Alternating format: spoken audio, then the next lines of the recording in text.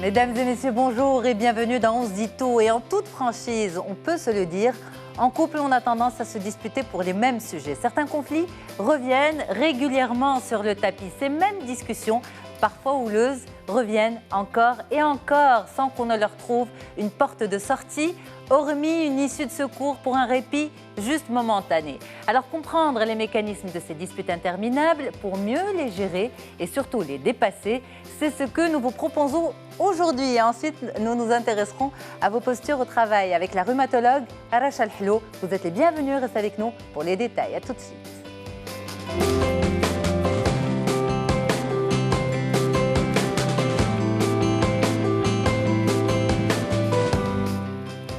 Et on se dispute toujours pour les mêmes raisons. On en parle avec deux spécialistes. Avec moi en plateau, Madame Rita Taheri, psychothérapeute. Bonjour Rita. Bonjour. C'est un plaisir de vous avoir. Merci à vous. Et puis avec nous aussi, Rita Msfer. Bonjour. Rita aussi. Bonjour. Vous êtes psychologue clinicienne et psychologue du travail. Merci beaucoup d'avoir fait le déplacement dans notre studio pour cette thématique. Eh bien, avec plaisir. Alors, justement, on va en parler de ces disputes dans le couple et visiblement, on dit qu'on se dispute toujours pour les mêmes raisons. C'est vraiment toujours les mêmes problématiques pour ces disputes du quotidien qui reviennent et qui reviennent encore et encore. Est-ce que c'est vrai? Je fais un tour de table, je commence par vous, Rita Msfer. Est-ce que c'est vrai qu'on se dispute toujours pour les mêmes raisons? Toujours, c'est difficile de généraliser, mais effectivement, souvent, c'est les mêmes problématiques dans un même couple qui vont revenir. Donc liées à des personnalités différentes qui sont amenées à vivre ensemble. C'est vrai, vous confirmez. Rita Taheri? Je confirme qu'il y a, pour une question d'ego, qui est dans la lutte du pouvoir pour avoir raison, eh bien, on a tendance à répéter les disputes pour des sujets qui sont récurrents. Des sujets récurrents. Ça, c'est vrai. Alors, on va quand même parler des disputes dans le couple, du rôle de la dispute. Si en couple on se dispute, c'est qu'il y a bien une raison au-delà de la raison visible. Quel est le rôle des disputes au sein du couple, Rita Taheri? Alors d'abord, dans une relation d'amour, on s'investit beaucoup, on dévoile une intimité, on vit dans un quotidien où ça crée des frictions. Et les disputes, malgré ce qu'on peut croire, ne sont pas un signe de bonne santé du couple. Parce que souvent, on entend dire « oui, mais ça c'est bien de se disputer. Ça veut dire que le couple fonctionne et que la passion est intacte. » Absolument pas. Elles ne sont pas obligatoires. Mais elles sont là. Ça, on ne peut pas le nier. C'est juste que leur problématique, c'est que répéter, l'autre se transforme en ennemi. Il n'est plus notre meilleur ami. Parce qu'il y a des blessures psychologiques à force de dire des choses qui sont souvent pas très agréables. La dispute, c'est juste une façon de se dire les choses. Il y a des couples qui ne se disputent jamais et qui sont en excellente santé parce qu'ils ont décidé de ne pas se dire les choses de cette façon-là. Donc, qu'est-ce que c'est que cette façon-là? Eh bien, c'est d'abord cette bataille d'ego où je veux avoir raison, c'est très important pour moi, et où inconsciemment, c'est toutes nos émotions refoulées qui font qu'on explose émotionnellement d'une manière démesurée parce qu'il y a d'autres choses derrière et que les gens n'en prennent pas vraiment conscience. C'est souvent des choses qui n'ont rien à voir avec le couple. D'ailleurs, la preuve, c'est qu'en vacances, loin du stress, du quotidien, on se dispute. Plus de moins. Ah oui. On va y aller petit à petit pour essayer de comprendre tout ça. Rita Msfer, est-ce que vous êtes d'accord avec Rita Taheri lorsqu'elle dit que les disputes ne sont pas nécessaires au sein d'un couple? On a toujours entendu, et ça nous a toujours rassurés, que les disputes étaient nécessaires au sein d'un couple, que c'était écologique. Oui, je pense que je rejoins le même avis que Rita, bien entendu, c'est pas nécessaire. Quand je dis dispute, ça ne veut pas dire se disputer tous les jours, matin, midi et soir, c'est pas un comprimé. C'est une question de quantité, de degré. Même dans la dispute, il y a des tensions, mais qui à la limite permettent de discuter, de consolider. Mais ce n'est pas des disputes, c'est des négociations dans un couple, bien sûr, comme dans toute relation. D'ailleurs, je pense, ça c'est un avis très personnel, qu'une bonne dispute, eh bien, c'est une discussion très vive où l'un respecte l'autre. Ok. Pour moi, c'est cela une bonne dispute. Parce que se disputer implique qu'on essaye d'impressionner l'autre, parce qu'on fait appel aux cris, aux menaces, aux pleurs. C'est-à-dire qu'on rentre dans un jeu de manipulation où on essaye d'imposer notre avis à l'autre. On ne lui laisse plus l'espace d'exprimer son propos. C'est ça, réellement, une dispute. Et revenir... C'est pas une perte de contrôle, la dispute? Alors, perte de contrôle de beaucoup d'éléments, de la situation, de ses émotions, de toutes ces choses-là? C'est sûr que c'est une perte de contrôle parce qu'il y a des éléments qui viennent de l'inconscient, du refoulé, qui refont surface. Mais comme je l'ai dit, qui n'ont pas vraiment un rapport avec le sujet de la dispute. C'est ça, c'est quelque chose qui est intrinsèque à la personne, à son passé, à son éducation. Donc vraiment se poser la bonne question, est-ce que c'est vraiment le problème? Alors je vais donner un exemple pour que ce soit plus simple. Par exemple, un homme, une femme qui reproche à son mari ou à son conjoint de trop aller au sport. La vraie question qu'elle doit se poser, est-ce que c'est vraiment qu'il fasse autant de sport qui la dérange, ou bien quand il est au sport, elle se sent délaissée, qu'elle n'a pas vraiment beaucoup de choses à faire à la maison, ou parce qu'il y a une fille très mignonne au sport, qui est aux mêmes horaires que son conjoint. Donc ça cache une petite jalousie. Et oui, peut-être une petite jalousie, et vraiment poser la source de la vraie émotion qui pousse à la dispute. Chercher l'émotion, c'est ça que préconisent les spécialistes. Absolument. Mais on va y aller doucement. Il ne faut pas brûler toutes les cartes. D'accord. Mais en même temps, quand on dit qu'un couple trop lisse, un couple qui ne se dispute pas, c'est pas normal. C'est un couple trop lisse. Vous persistez, vous dites non, c'est bien de ne pas se disputer? Bien sûr. Est-ce qu'il y a des couples qui ne se disputent jamais? Mais voilà, Encore une fois, c'est une question de quantité. La question, c'est pas toujours ou jamais. C'est vraiment à quel degré et quelle est la quantité à la fois des disputes, à la fois le degré des disputes. Un désaccord n'est pas une dispute. Un désaccord, heureusement, n'est pas... Mais une dispute commence souvent par un désaccord. Une dispute commence souvent par une non-acceptation de ses limites. De ses propres limites? De ses propres limites. L'exemple que vous avez donné, Rita, de ce monsieur qui va aller au sport, personne n'a le droit d'empêcher ou de même chercher à dissuader qui que ce soit d'aller là où il veut, au moment où il veut. C'est quand même la liberté de chacun et puis c'est l'acceptation pour l'autre de ses limites.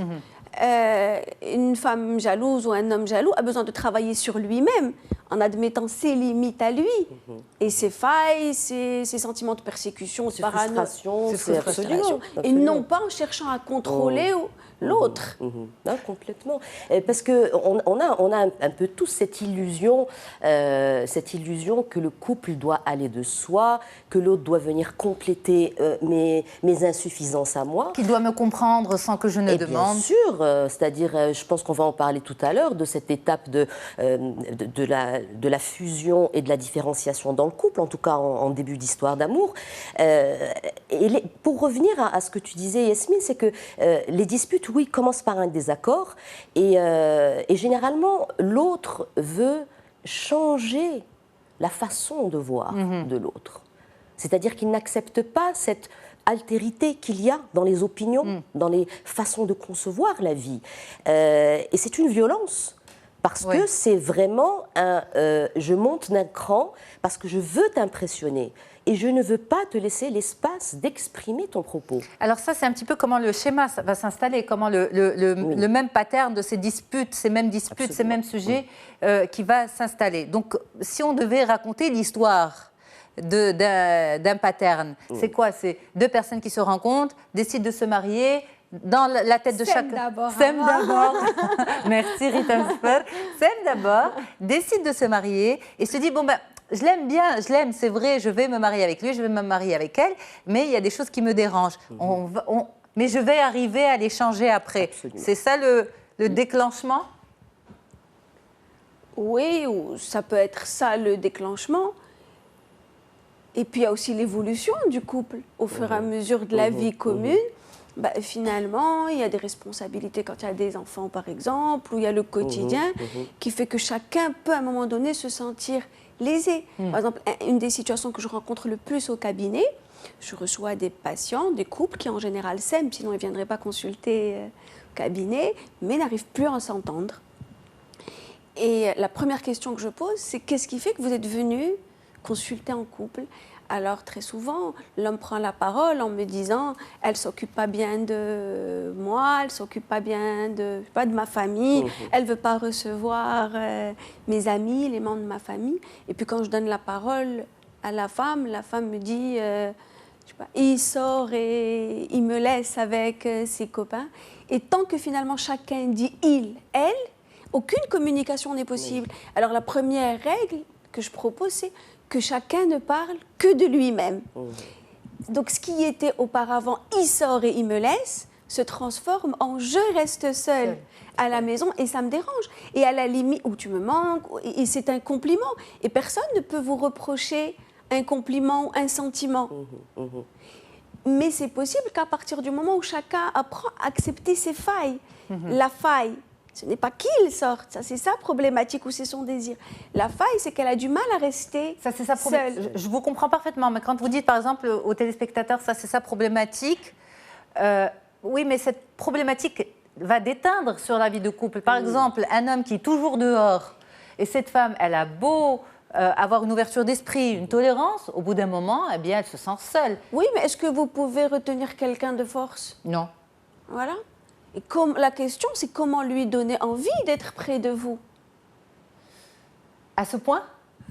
Je ne vois pas comment. Est-ce que vous pensez que par ben, un dans ce rapport cas-là, de force oui. ou par une autorité, on peut Mais par rapport- retenir qui que ce soit près Bien de vous? sûr, je suis parfaitement d'accord avec vous. Mais pour les femmes qui vivent cette situation-là, c'est délicat peut-être de leur dire à vous de le retenir auprès de vous. C'est comme si c'était sa faute. Et on oublie On ne parle peut-être... pas de faute, on parle de responsabilité. Moi, je parle avec le langage de vos patients en cabinet.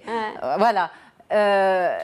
Cette femme va se sentir quand même doublement lésée. Non seulement elle se sent abandonnée, mais en plus de ça, on lui dit « mais c'est à toi de savoir le garder ». Le retenir, lui donner envie d'être là. Mais on Et oublie peut-être les failles de cet homme. Peut-être que lui aussi a une structuration, des mécanismes internes qui font appel à des frustrations, à un vécu, à un passé, à une enfance. Très probablement, comme chacun d'entre nous, bien sûr. Mais ce n'est pas par les reproches que vous pouvez retenir l'autre près de vous. Non, c'est clair. Oui, c'est clair. Non, parfaitement. Mais voilà, ça peut être dur pour une personne qui est dans cette situation, je vais y arriver, qui s'entend dire, mais à vous de lui donner envie de rester auprès de vous. Si vous voulez rester avec lui et maintenir cette relation. Mais beaucoup d'autres femmes ou hommes choisissent aussi, par rapport à un état d'esprit du conjoint, de s'investir dans des passions, de s'investir dans leur travail, auprès des enfants. Mais ça sépare. Oui, mais on compose avec une donnée, un fait. Parce que les disputes ou le forcer ou faire des scandales pour qu'ils reviennent, ça sépare encore plus rapidement. Oui, absolument, c'est vrai. Moi, j'aimerais bien rebondir sur ce que vous dites et parler de co-responsabilité. C'est-à-dire que souvent, quand je reçois des couples, il y en a toujours un qui va dire « mais de toutes les manières, moi, je n'en peux plus, j'attends que l'autre fasse le pas. J'attends que l'autre, par exemple, me donne envie de rester à la maison. » Et c'est tellement facile de remettre la responsabilité sur l'autre, sachant que toute discorde dans un couple, les deux sont quelque part responsables. Oui, dans toute relation d'ailleurs. Absolument. La responsabilité est toujours partagée. Ça, on est d'accord. Mais c'est toujours plus facile de rejeter la faute sur l'autre. Mais non, justement, c'est l'inverse qui est à faire. C'est qu'est-ce que moi je peux faire pour y arriver? Qu'est-ce que je cherche? Et comme je ne peux pas changer l'autre, je ne peux qu'agir sur moi. Et jusqu'où je peux accepter, mais en même temps, aller. Je ne peux agir que sur moi, mais ce moi implique aussi une vie de famille. Parce que quand on est en couple et quand on a des enfants, nos rapports, les rapports entre lui et moi, ça va aussi déteindre sur l'environnement, sur nos enfants. Inévitablement. Inévitablement. Et c'est pour ça que je dis jusqu'où chacun peut accepter. Quel est votre idéal du moi? Parce qu'on va parler d'un idéal auquel chacun s'est construit en fonction de son éducation, de ses valeurs. On a chacun un idéal. Mon idéal peut aller jusqu'où? Par exemple, il m'arrive de recevoir des femmes au cabinet qui ont des maris extrêmement jaloux, même violents, et qui sont très fiers en me disant « c'est rire Elia, il m'aime ». Il est jaloux. Et à la limite, il la laisse sortir libre, travailler comme elle veut. Pour elle, c'est moins rassurant, ça l'angoisse davantage. Ça, c'est un modèle, c'est un schéma. D'autres femmes ou d'autres hommes vont dire « moi, je suis adulte, responsable, je n'accepte pas que quelqu'un s'ingère dans ma vie ». C'est un autre schéma. Et heureusement que les couples se choisissent aussi en fonction de leurs idéaux. Maintenant, l'idéal va évoluer en fonction des années. Est-ce qu'on peut le faire évoluer? Eh bien, on va en parler aussi. Ça, c'est un point important. Oui. Vous voulez finir le point, Rita? Oui, de comment le pattern s'installe. Hein, c'était un peu ça la question. Il y a d'abord ce manque de co-responsabilité. Il y en a toujours un qui baisse les bras un peu. Puis il y a aussi, j'aimerais bien qu'on en parle, c'est la rancune et le ressentiment dans le couple. Absolument. C'est souvent dans le couple, on attend que la situation soit à l'état, l'image n'est pas très belle, de l'abcès qu'il faut percer. Tandis qu'on peut, à chaque instant, gentiment, discuter de qu'est-ce qui nous a fait mal. Alors là, mais comment? Alors, comment? Et oui. Et là, on est dans les règles de la communication non violente. Et d'ailleurs, une des problématiques majeures des disputes, c'est que ces règles ne sont pas respectées, oubliées ou peu connues. Parce qu'on est quand même voué à nous-mêmes, on ne nous apprend pas qu'est-ce que le mariage, qu'est-ce que la communication, la sexualité, les enfants, l'éducation. On est vraiment voué à nous-mêmes. Il faudra d'ailleurs faire des cours de ça. La différence entre l'homme et la femme, tu sais que la femme, elle a besoin d'exprimer ses émotions pour avoir l'empathie de l'homme. L'homme a besoin de se cacher dans sa grotte pour ne pas avoir de reproches de la femme. Et tout ça, on ne nous l'explique pas. Que mon couple... Même s'il y a des hommes dans le comportement est bien plus féminin et des femmes bien plus masculines. Finalement, c'est pas ramené au genre, hein, c'est vraiment une question de personnalité et d'identification. Je généralise pour répondre de manière plus précise à la question, mais bien sûr que l'inverse est tout à fait possible. En fait, que chacun apprenne à se connaître. Oui, aussi. C'est ça. Soi-même. Avant de s'engager dans une relation. Bien sûr, parce que le couple, c'est 1 plus 1 égale 3. Hein. C'est toi, moi et le couple. Oui. Donc, je dois me connaître. Mais ce n'est pas une donnée fixe aussi. C'est 1 plus 1 égale à 3. Alors, ça dépend des moments de la vie. C'est fluctuant, bien sûr. Et c'est une quête permanente. Oui, l'équilibre est une quête permanente. Oui, c'est vraiment un continuum. Même l'amour, c'est quelque chose qui évolue avec le temps. Parce que quand il est confronté à la réalité, il devient réel. Et là, écoute, on doit composer avec des choses qu'on n'avait pas vues, parce qu'on était dans une idéalisation du couple. Après, ce qui reste quand même constant, c'est cette volonté de construire un couple. Ça, c'est vraiment quelque chose à laquelle il faut constamment revenir. Parce que le couple est basé sur 2 choses. Le désir, qui est très aléatoire, parce qu'il suffit qu'il y ait un drame dans la vie, une naissance, la découverte d'une infidélité. Donc c'est très aléatoire, et la volonté de construire un couple. Et là, c'est vraiment, tu sais, c'est un peu comme le phare d'un navire qui se perd. Et toujours revenir à ça quand on est dans une dynamique de construction et de durée dans le couple. Mais tout évolue. Les personnes, chaque partenaire, le couple, la vie, on est dans un continuum. Les besoins de chacun. Les besoins de chacun. On ne se baigne jamais dans la même rivière. Hein. Je crois que c'est comme ça qu'on dit. Mais pour le couple, c'est pareil. C'est exactement pareil. Même s'il y a, et ça je le vois de plus en plus, en cabinet, en consultation auprès de mes patients, il y a quand même des bagages avec lesquels chacun arrive. Bien sûr. Une éducation, une famille. Et un élément que je perçois de plus en plus de manière palpable, finalement, c'est ces différences dans notre pays entre l'éducation donnée à la petite fille dès le plus jeune âge et l'éducation donnée aux petits garçons, qui finalement frustrent énormément les deux. Et du coup, on va grandir avec un héritage qui est, entre guillemets, d'injustice. Même si on n'en parle pas au quotidien, parce que c'est admis, c'est avalé. Mais du coup, le petit garçon qui devient un homme grandit avec « je suis l'être supérieur ». Vous le ressentez comment au cabinet, par exemple, ça ? Est-ce qu'on vous le dit? Est-ce que les hommes vous le disent? Ou à travers quels éléments vous le sondez? Du coup, on a des hommes qui ont beaucoup de difficultés à accepter le sentiment de frustration. Or, dans la vie, on ne peut composer et avancer qu'en admettant nos limites et donc le sentiment de frustration. Je n'ai pas le droit, je ne peux pas, je ne suis pas dans la toute-puissance.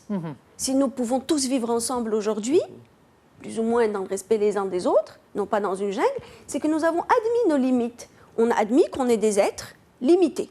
On a des limites et c'est de nos limites que vont naître nos plus grandes forces. Or, beaucoup d'hommes ayant grandi très jeunes avec « tu es le garçon », on le dit d'ailleurs, tu es le garçon de la famille, tu es Rachel, tu es... finalement, vont grandir avec ce sentiment « je domine, je suis plus ». Or, aujourd'hui, on a des femmes qui travaillent, qui s'investissent économiquement, qui prennent des décisions au quotidien dans la vie active et qui n'ont plus aucune raison d'admettre un sentiment d'injustice. Ça, c'est pour l'homme. Bien sûr. Hommes et femmes, vous voyez le lien. Bien sûr. C'est-à-dire qu'on a un schéma d'hommes au Maroc qui aujourd'hui se retrouve obsolète. Donc on a... Personnellement et professionnellement. Ok, mais dans ce cas-là, on a des problèmes de couple spécifiques à notre société. Très clairement. Oui. Bien sûr, mais ça, bien entendu. Comme beaucoup de femmes me disent au cabinet, mais je ne comprends pas moi, quand je vais acheter une bouteille d'eau, je l'achète au même prix que l'homme. On se réveille tous les deux le matin pour aller travailler. Aujourd'hui, beaucoup de couples vont cofinancer un logement, des vacances, la scolarité des enfants. Mais de quel droit et comment accepter, sur le long terme, il ne s'agit pas d'accepter par moment, périodiquement, mais sur le long terme, que la femme ait moins de droits ça atteint la femme à quel niveau pour qu'elle se retrouve dans votre cabinet à en parler? Ça n'atteint pas la femme directement, parce que je pense qu'on est dans un contexte où on a grandi avec, c'est intériorisé. En revanche, ça atteint le quotidien du couple et le travail. Comment? Tout simplement, la femme n'accepte pas que l'homme ait des droits qu'elle n'a pas. L'exemple dont je parlais, il sort avec ses copains et il me laisse, ça se transforme. Je l'accepte d'autant moins que moi aussi j'ai eu la même journée que lui, qu'on a travaillé ensemble toute la journée, qu'en plus moi j'ai besoin de rentrer faire les devoirs avec les enfants, alors que lui se permet d'aller prendre un café. Et si moi j'allais aussi prendre un café, qui s'occuperait des enfants? Qui s'occuperait? Et donc on revient. Et ça, finalement, l'homme, quand la femme lui dit devant moi au cabinet, il lui dit « Je suis l'homme ». Or, cette réponse aujourd'hui n'a plus aucun sens. Vous assistez à cette réponse, Madame Sfer? Bien sûr, au quotidien. Oui. Et puis, je suis l'homme. C'est-à-dire que c'est... Comment réagit ne sont pas le spécialiste que vous êtes? La spécialiste que vous êtes, pardon. Face à une phrase pareille, vous êtes spécialiste. Je renvoie l'autre à ce qu'il vient de dire, et souvent l'homme lui-même, parce qu'ils sont de bonnes intentions, et ils ont envie aussi que ça fonctionne. Et donc souvent il le dit, puis il va sourire en se rendant compte à quel point est-ce que c'est encore valable, mais en même temps ils ont été élevés comme ça. Et donc finalement l'homme aussi est dans une très grande souffrance. De la même manière, je le vois dans les entreprises, je sors très rapidement du coup, peut-être pour mieux y revenir, la femme a appris une forme d'intelligence émotionnelle, parce qu'elle a toujours appris à servir. À la maison, c'est elle qui fait la vaisselle, c'est elle qui se lève, c'est elle qui débarrasse. Et donc finalement, quand le patron lui dit « tu me fais un café », elle va lui faire, elle va arriver avec le sourire et puis ils vont discuter. Alors que l'homme, il se sent frustré, il ne fait pas ça chez lui. Vous lui dites, lui, il va me faire un café, mais il a besoin d'être sacrément fort émotionnellement pour l'admettre. Alors, on va revenir au quotidien, on va dire à ce qui se passe pour cause, entre autres, de ce que vous venez de citer, Madame Ritam Sfer. Rita Tahri, vous en parliez il y a quelques instants, c'est parler petit à petit à chaque fois que quelque chose dérange. Mais certains hommes, ou certaines femmes, mais souvent les hommes, ont un petit souci avec ça. C'est ce qu'on me dit à moi. En préparant l'émission, j'ai investigué autour de moi, mais c'est ce qu'on me dit. Elle vient souvent parler de petits problèmes. Elle vient souvent me déranger avec des petites histoires. Pourtant, vous vous dites c'est important. Alors... C'est très important, c'est juste que l'homme et la femme n'ont pas le même rapport au langage. La femme, vraiment, et là, elle a besoin d'exprimer ses émotions. Elle a besoin de sentir de l'empathie. Tandis que les hommes ont beaucoup de mal à accepter, comme a dit Ritam Sfer, les frustrations. Il ne vous a pas trahi. La femme savait tout quand elle l'a choisi. Est-ce qu'elle savait tout ? On va marquer une pause. Voilà. Et on va laisser les téléspectateurs réfléchir aussi avec nous.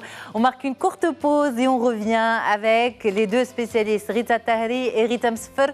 On se dispute toujours pour les mêmes sujets en couple. On continue la discussion dans quelques instants, sans oublier l'interview santé avec Dr Rachel Hlou, l'ergonomie au travail. Elle est rhumatologue, elle nous dira tout. À tout de suite. Allez, nous sommes avec vous sur le plateau d'On se dit tout sur Média TV avec Ritam Sfer, psychologue clinicienne et psychologue du travail, et Rita Tahri, psychothérapeute. Et on se dispute toujours pour les mêmes sujets en couple. On revient sur cette thématique, comment le pattern s'installe, comment les problèmes s'installent. On a souvent entendu dire qu'une dispute dans le couple, c'est bon, c'est sain, mais les spécialistes l'ont dit en début d'émission, un couple n'a pas forcément besoin de se disputer. Les désaccords, c'est normal, c'est peut-être ça qui permet de construire petit à petit son couple. mais bien doser, bien respecter l'autre. Et on continue la discussion sur ce sujet. Comment rétablir la communication pendant le conflit? On est en désaccord. Et puis, on le sent. On est souvent en désaccord par rapport à ce verre, par exemple. Moi, je le pose du côté gauche. Et puis, ma moitié me dit, non, il faut qu'il soit à droite. Très bien. Alors, comment... on commence à se disputer pour le sujet, à être en désaccord, pardon, et on sent que ça va monter, qu'il y a quelque chose qui va se perdre. Alors, comment on fait marche arrière? D'accord. Alors, déjà, il faut être deux pour se disputer. Ma moitié, en tout cas, me laisse poser le verre toujours du côté gauche. Elle a peut-être envie de se disputer. Et on est deux. On est deux pour se disputer, il faut être deux. Donc, si on n'a vraiment pas envie de se disputer, que c'est insoutenable pour nous une dispute à ce moment-là, parce qu'on est fatigué, parce que, eh bien, on quitte la pièce. On va faire autre chose, ou alors... Mais pardon, on quitte la pièce, mais comment? Parce que quitter la pièce, tourner le dos, partir, c'est abandonner l'autre aussi. C'est un signe de manque de respect. D'accord. Alors... Il y a normalement des discussions et des accords hors dispute. C'est ce que je dis souvent aux couples. C'est que vous devez, quelque part, les scènes de ménage, ce sont les seules scènes qu'on peut jouer sans les connaître par cœur. Et moi, je dis au contraire, apprenez-les avant que ça ne monte, comme tu dis. Donc, avoir des signes, des signaux entre le couple. Par exemple, si je te dis stop, ça voudrait dire que je n'ai pas envie de me disputer aujourd'hui.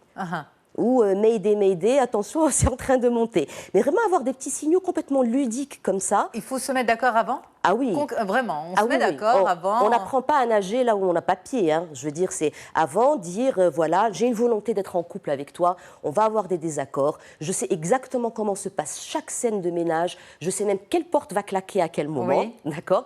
Donc, aidons-nous. À un moment où tu vois que l'autre, parce qu'il a une journée stressante, parce qu'il a des problèmes familiaux avec la belle famille, etc., de juste me donner un signe. C'est un peu ça la communication, parce qu'il y a le verbal, on en parle beaucoup, mais aussi le non-verbal. De me faire un signe de « je veux pas, je n'ai pas envie de me disputer avec toi, on en parlera plus tard ». Mais il faut le dire, je n'ai pas envie de me disputer avec toi. C'est pas violent aussi quand on se l'entend dire ou quand on le dit à quelqu'un. C'est presque... Tu vas me taper sur le système, pardon de le dire comme ça, et je n'ai pas envie de ça. Alors, je n'ai pas envie de ça maintenant. Maintenant, mais voilà. Je ne peux pas maintenant parce que si je me laisse pénétrer par ce tapage de système qui est le tien, moi aussi, je vais monter en mayonnaise. Donc, c'est vraiment plus un respect pour l'autre. En fin de compte, de mettre de la lumière sur sa limite, de lui dire, c'est une façon de lui dire, tes émotions sont en train de te noyer. D'accord. Alors pourquoi ne pas le dire de façon, on va dire, plus respectueuse, plus harmonieuse, plus dire au lieu de dire, je sais pas, mais stop, c'est déjà bloquer une personne. Lui dire je n'ai pas envie de me disputer, c'est aussi renvoyer un message négatif. L'autre personne peut dire oui, mais moi je ne voulais pas me disputer avec toi. Alors dire on s'est mis d'accord, je sens que quelque chose ne va pas bien. Aujourd'hui, je suis un peu fatiguée. Peut-être que c'est un sujet qui nous embête régulièrement. Et si on l'évitait, s'impliquer. C'est une façon de dire stop plus gentiment. Plus gentiment, voilà. En psychologie, ce qu'on dit, c'est comment ramener la situation vers un sentiment. C'est pas il faut qu'on parle, c'est j'ai besoin. Hein? Mais encore une fois, dire j'ai besoin ou je me sens pas bien, ça implique d'accepter ses limites. Et de ne, encore une fois, pas reprocher à l'autre, mais accepter que ça émane de soi. Oui. Alors justement, ça empêche de déclencher la dispute? Oui, parce que, comme je disais au départ, il faut être deux pour se disputer.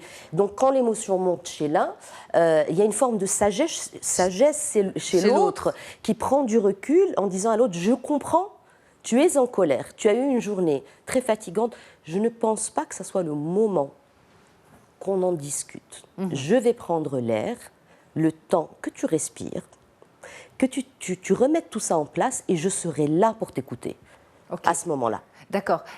Mais parfois, malgré ça, la personne en face monte quand même. Absolument. À ce moment-là, comment on réagit? Vous en pensez quoi, Rita Msfeld? Je pense que c'est important que chacun ramène les choses vers soi. Mais par exemple, on a essayé de comprendre l'autre. On a essayé, on va dire, pas de le raisonner. Ouais. Et pourtant, C'est pas le raisonner. On ne peut que se raisonner soi. On ne peut pas raisonner l'autre. D'ailleurs, souvent, quand l'autre est en colère, vous tentez de le calmer, c'est d'autant plus frustrant. Et donc, il est d'autant plus en colère, puisque la frustration est à l'origine du sentiment de colère. Et la colère, c'est un sentiment de frustration. Donc, vous arrêtez l'autre en lui disant c'est pas le moment de parler ou c'est pas. Mais c'est à ce moment-là qu'il en a encore plus envie. Alors, comment on gère? Qu'est-ce que vous proposez? C'est très difficile, c'est réellement difficile. Mais je pense que chacun va gérer avec sa personnalité. Mais comme disait Rita, le préparer en amont, c'est très important parce que quand on prépare en amont, on s'est mis d'accord. On a eu par exemple une grosse dispute et puis on a détesté la situation. Ça ne nous a pas plu. Ouais. Et après, à tête reposée, comme on dit, on prend du recul. On prend du recul, on se calme, on reparle de ce qui s'est passé. Et surtout de ce qui a déclenché. Être en désaccord, c'est normal. Mais que ça monte, c'est ça qui est moche. C'est ça qui n'est pas joli. C'est vrai, c'est ça qui est décevant, on va dire, vis-à-vis de soi-même et vis-à-vis de l'autre.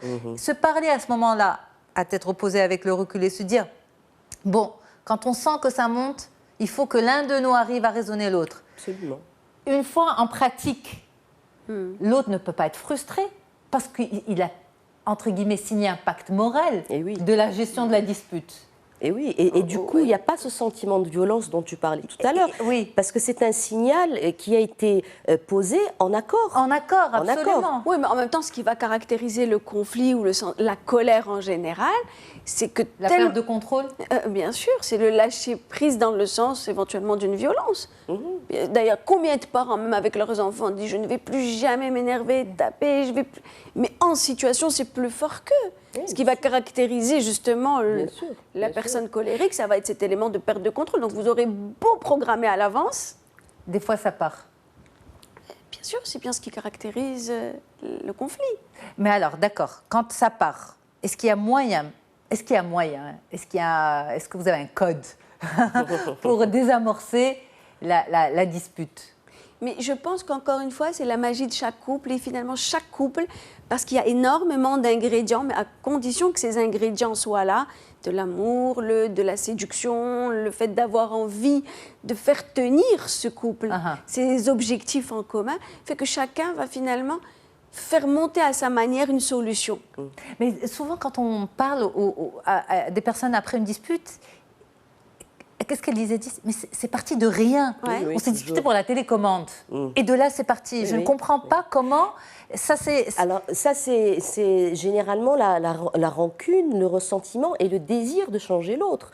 Parce que je crois que c'est ce qui remonte après la télécommande. Mais oui, parce que la dispute, vraiment, c'est un engrenage. C'est-à-dire, on sort on commence par la télécommande, puis on sort l'ancienne dispute qui n'a pas été réglée, on empile et on vide son sac.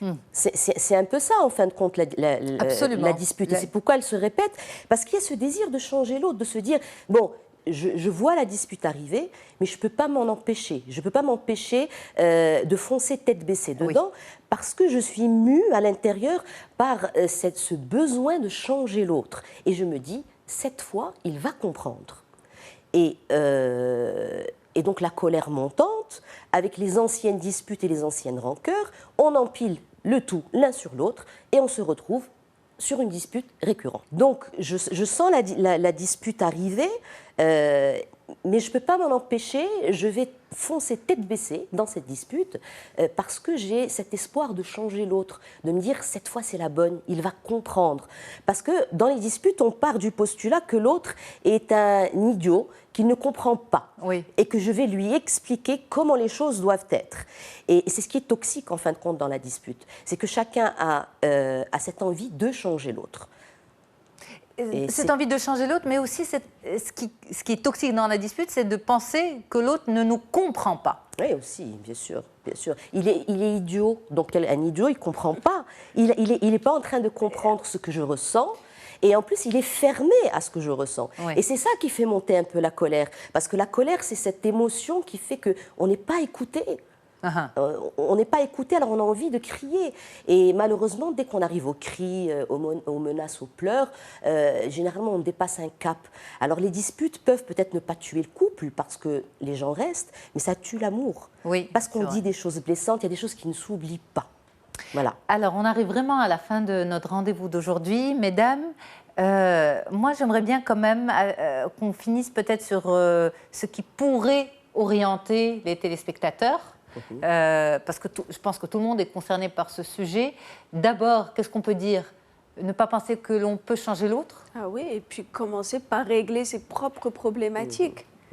Finalement, le couple émane d'abord de chacun individuellement. Ça peut faire changer l'autre quand on règle soi-même ses problématiques. Mais ça peut faire bien changer sûr. le tempérament, le comportement de l'autre. Bah, évidemment, puisque le comportement de chacun envers nous dépend de ce que nous, on y met. D'accord. Donc, en fait, à ce moment-là, c'est quoi? C'est qu'on ne va plus entrer dans cet engrenage de disputes? De reproches, de disputes, ne jamais chercher à faire changer l'autre, parce que finalement, il n'y a pas de situation qui n'émane pas d'abord de nous. Il n'y a pas une norme, il n'y a pas une... il y a nos problématiques à nous, il y a nos projections, il y a nos désirs, et puis il y a l'autre en face à qui on n'a pas à faire supporter nos problématiques. Moi, je dis souvent, Yasmine, que l'autre ne change pas, en tout cas sous l'effet de mon énergie. C'est comme si tu as une plante et que tu tires dessus pour qu'elle pousse. Oui. Dire si l'impulsion ne vient pas de l'intérieur, aussi, absolument. On la casse, on la déforme. C'est un peu ce qu'on fait à un partenaire qu'on veut absolument changer. Et oui, quand on change, nous, on est dans de la systémique là. Quand on change nous, eh bien, on arrive à donner des choses qu'on ne donnait pas avant. Et donc, du coup, ça change l'autre. C'est vrai. Et c'est un peu la magie dont tu parlais, Rita, tout à l'heure, où il y a quelque chose qui se fait de l'ordre du cercle vertueux. Je change, je crée en moi d'autres choses, des choses nouvelles, et je peux les transmettre. Je crée en moi du positif, ça déteint sur mon environnement et ça déteint sur l'autre éventuellement. Et déjà, quand on n'est plus peut-être dans les reproches, on va dire ça calme la relation. C'est tout à fait ça. D'ailleurs, combien de personnes sont venues au début consulter pour des problématiques liées au couple, et puis très vite, la personne se rend compte que c'est finalement ses problématiques à elle, le vécu de son enfance, sa relation avec son père, puisque la relation avec le père pour une fille va directement influencer la relation avec le conjoint, et puis la même chose pour le garçon avec sa maman. C'est le complexe de En Deep. tout cas, vous nous ouvrez pas mal de perspectives, d'autres thématiques. Ouais. Merci beaucoup, mesdames. Rita Tahri, psychothérapeute, et Rita Msfer, psychologue clinicienne et psychologue du travail.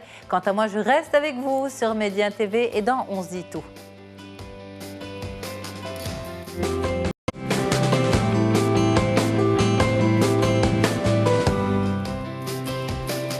Place tout de suite à notre interview santé avec vous, docteur Rachel Hlou. Vous êtes rhumatologue. Bonjour docteur. Bonjour. Merci beaucoup d'être avec nous. C'est un plaisir de pour vous avoir. Merci pour l'invitation. Et en fait, avec vous aujourd'hui, nous allons faire le point sur l'ergonomie du travail et le lien avec notre posture et notre squelette. Exactement. Mais justement, nous vous recevons, vous, qui êtes rhumatologue, pour parler d'ergonomie du travail. Pourquoi, docteur? Expliquez-nous. Tout d'abord parce que les gens sont très demandeurs. Je remarque à ma consultation qu'il y a beaucoup de gens qui posent ce genre de questions. Comment je dois me tenir au travail? Comment je dois faire telle ou telle tâche pour éviter d'avoir des lésions? Soit avant de les avoir ou a posteriori, après avoir présenté des lésions en rapport avec leur poste de travail. Avec le poste de travail, avec l'activité professionnelle quotidienne, donc des gestes répétitifs. Exactement. C'est bien ça. Alors, si on devait définir ce que c'est que l'ergonomie du travail? Alors, l'ergonomie du travail, c'est une discipline scientifique, en principe, qui étudie l'interaction entre l'homme et entre son environnement de travail. Elle utilise un certain nombre de données scientifiques en rapport avec la médecine, la physiologie, la psychologie, afin d'adapter au mieux le milieu et l'environnement de travail à la personne. En fait, il y a plusieurs types d'ergonomie. Comme vous avez dit, on va essentiellement s'axer sur l'ergonomie physique, qui a trait à tout ce qui est posture et tout ce qui est mouvement. De toute manière, le but ultime est d'optimiser les conditions de travail et d'assurer à la personne de travailler dans des conditions optimales de confort, de santé et d'efficacité, de sécurité, et en même temps de prévenir la survenue de lésions musculo-squelettiques qui peuvent être en rapport avec le poste de travail. Et en fait, c'est directement lié à votre spécialité de rhumatologue. Comme je vous ai dit, les gens sont de plus en plus demandeurs. Vous savez qu'on a de plus de travail bureautique, de travail informatisé. Les gens souffrent beaucoup de ce genre de lésions. Donc, j'ai tenu à passer le message. Est-ce qu'il y a de nouvelles pathologies liées justement à tous ces changements d'utilisation? Vous l'avez dit, on est souvent au bureau, on est souvent face à un ordinateur. Est-ce qu'aujourd'hui, il y a une conséquence directe ou des conséquences directes sur le squelette? Tout à fait. Il y a plusieurs conséquences, il y a plusieurs études qui ont rapporté des notions de cervicalgie, des douleurs de cou, des douleurs du bas du dos, plusieurs types de tendinites qui sont liés directement au poste de travail, que ce soit un poste de travail en position assise ou en position debout ou en position avec des contraintes de charge lourde ou différentes choses. D'accord. On va les développer justement. Alors, le but d'une ergonomie du travail, c'est un bien-être... C'est optimiser, comme je vous ai dit, l'environnement de travail et de prévenir la survenue de lésions musculo-squelettiques, essentiellement. On a l'impression que c'est un petit peu lié avec ce qui se passe ou le rôle du médecin de travail. Oui, effectivement. C'est le rôle, en fait, c'est le rôle de l'individu, le rôle de l'entreprise et le rôle du médecin de travail. Tout le monde est impliqué dans ce genre d'intervention.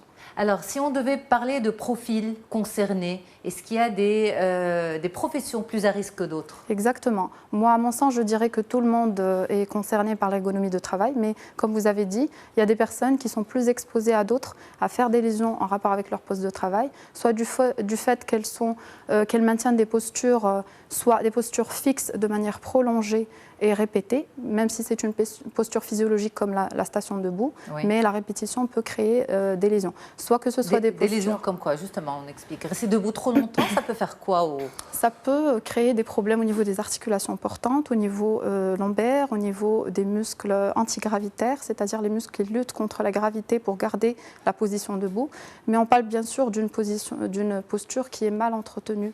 On va parler tout à l'heure de Mais rester debout, par exemple, juste par rapport à cette posture-là, rester debout longtemps pour un rhumatologue, c'est quoi? C'est une demi-heure, 2 heures? A priori, dans les 40-45 minutes, la personne doit essayer de changer de position, soit de s'asseoir, soit marcher, pour éviter d'avoir trop de contraintes dans cette position précise. Alors ça, c'est pour la station debout, prolongée. Oui. Il y a aussi les gens qui sont soumis soit à des mouvements, qui sont exposés à des mouvements répétés, par exemple les travailleurs d'usine, les gens qui ont des travaux manuels, soit les gens qui sont obligés d'exercer une certaine force avec une partie du corps, par exemple avec les mains, les gens qui sont obligés de porter des charges dans leur poste de travail. Aussi les gens qui sont exposés à des vibrations, que ce soit des vibrations générales comme les conducteurs de bus ou de tracteurs, ou que ce soit des vibrations locales comme les gens qui manipulent des machines ou des appareils électroniques. Ces personnes-là sont plus exposées que d'autres, mais comme je vous ai dit, à mon sens, tout le monde est concerné par Aujourd'hui, tout le monde est concerné. Exactement. Manipuler une souris aussi Oui, une manipulation, je dirais, non correcte peut occasionner des lésions parce que ce sont des choses il y a une certaine cadence. Généralement, les gens ne prennent pas des temps de repos, de récupération, et il y a une répétition tous les jours, et un prolongement chaque jour. Donc, de ce fait, on a possibilité de développer des lésions au niveau du poignet ou des lésions au niveau du coude. Ok. Alors, juste pour la souris, la manipulation de la souris, est-ce qu'il y a une prise particulière que vous souhaitez recommander aux téléspectateurs? Oui, alors si on parle précisément de la manipulation de la souris, alors le coude doit être le plan de travail de préférence à la hauteur du coude, c'est-à-dire un angle de 90 degrés ou un petit peu plus. Comme ça, c'est bon? Oui. Normalement? Voilà. Normalement. C'est bon. Et puis, mais la souris, elle est là en général? La prise, oui, exactement, la prise comme ça. Mais généralement, ce qui est conseillé, c'est de changer de position, ne pas garder, quelle que soit la posture, même si elle est saine, il ne faut pas la garder pendant longtemps, il faut essayer de bouger. Alors là, on a une photo qui montre bien ce qui peut se passer au quotidien face à un ordinateur. Exactement. Même si le plan de travail est bon, il est à 90 degrés. La position du rachis, c'est la position essentiellement du rachis cervical. Du coup, elle est très mauvaise puisqu'on a une antéflexion. C'est une position de grande concentration. Exactement. Généralement, les gens qui travaillent sur PC, malheureusement, ils ont toujours cette posture parce on va dire, ils s'oublient au travail, ils sont concentrés et il y a une fatigue visuelle qui s'installe et au fur et à mesure, ils vont d'autant plus si l'éclairage n'est pas adapté. Ils vont s'approcher de leur écran et du fait, ils vont faire un mouvement d'antéflexion et le cou va subir la charge de la tête. Et c'est une charge de combien de kilos? À peu près 5 kilos, qui 5 va kilos. être accentuée essentiellement sur le cou. C'est comme si on avait rajouté 5 kilos? Oui. C'est ça? Généralement, la posture adaptée, c'est que la tête soit dans l'axe du corps, que le rachis soit bien droit. Comme ça, il y a une répartition du poids de la tête sur tout le rachis. Quand on adopte cette position, c'est plus le rachis cervical qui supporte le poids de la tête. Parfait. Alors, si on devait détailler les lésions, justement, de plus en plus de personnes, on le voit, on l'entend, se plaignent de maux de dos, de maux au niveau des cervicales. Est-ce que ça, c'est principal? Vous l'avez dit au départ, mais est-ce qu'on peut insister dessus? Est-ce que c'est principalement dû à cette mauvaise gestion de son corps au quotidien et en milieu professionnel en particulier? Principalement. Bon, généralement, c'est multifactoriel. Il y a aussi la notion de sédentarité, les gens qui ne pratiquent pas d'activité physique, mais aussi la position et le poste de travail y est pour beaucoup. Si vous voulez qu'on détaille, grosso modo, ce sont des affections qui peuvent toucher plusieurs structures. Ça peut être les nerfs, les muscles, les tendons, les articulations, les bourses, au niveau de différentes parties du corps, le membre supérieur, le rachis, le membre inférieur, en fonction des contraintes exercées. D'ailleurs, c'est reconnu en tant que maladie professionnelle. Il faut juste apporter la preuve radiologique de la lésion et apporter un lien de causalité et d'imputabilité du geste ou de la posture de travail et sa relation avec la lésion. Okay. Donc, il peut s'agir de tendinopathie, de rupture tendineuse, il peut s'agir de douleurs rachidiennes allant jusqu'à l'arthrose, il peut s'agir de lésions musculaires, de lésions de compression nerveuse, soit au niveau canalaire, soit au niveau radiculaire, de bursite, c'est des gonflements des petites poches qui se trouvent entre les tendons du fait des frottements et tout ça est reconnu aujourd'hui comme pathologie professionnelle? Oui, plusieurs sont reconnus, même par la loi marocaine, comme étant pathologie professionnelle. Comme je vous ai dit, il suffit juste d'apporter la preuve de la lésion et de son rapport avec le poste de travail. Et avec le quotidien de cette personne. Oui, exactement. C'est bien ça. Alors, si on devait parler des signaux d'alerte, ce qui devrait alarmer les téléspectateurs par rapport à ce type de lésion, c'est avant tout la douleur? C'est un point très important. En fait, avant la douleur, il y a une période de fatigue et, on va dire, de malaise que va ressentir la personne. Ce n'est pas une fatigue qui est passagère, c'est une fatigue qui va durer. Et c'est à ce moment-là que l'ergonomie prend tout son sens. C'est là qu'il faut être très attentif aux plaintes des travailleurs parce qu'à ce moment, il faut adapter le milieu de travail pour éviter l'installation de la lésion. Au moment où on ressent une véritable douleur pendant le travail ou au repos, ça veut dire que la lésion est déjà installée.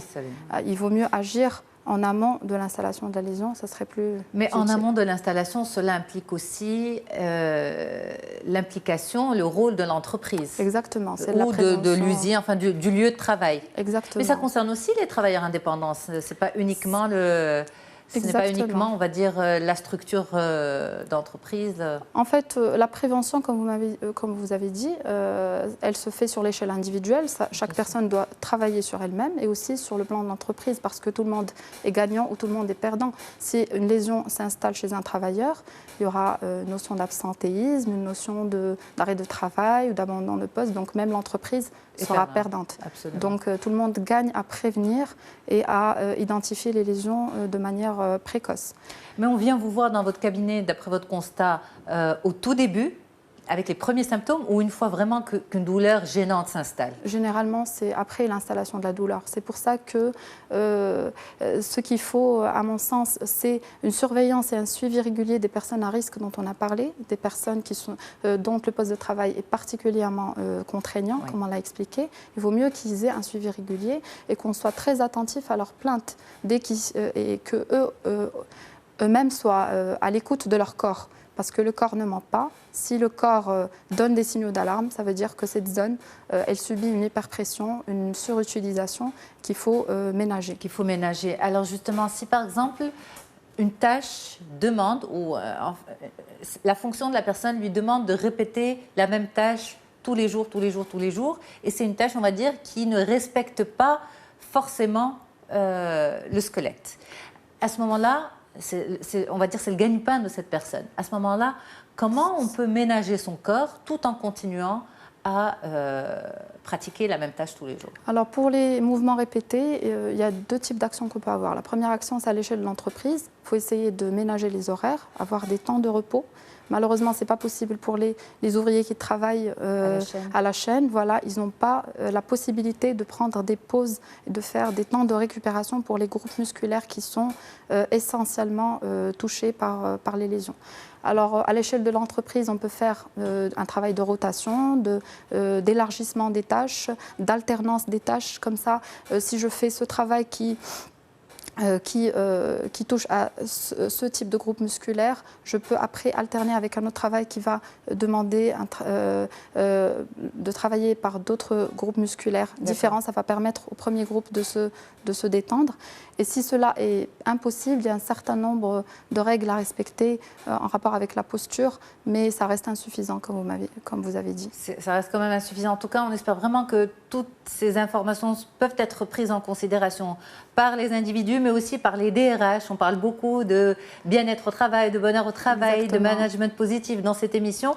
Et on peut dire que ça, c'est un complément d'information qui est important pour les DRH à mettre en place pour un management respectueux de l'individu.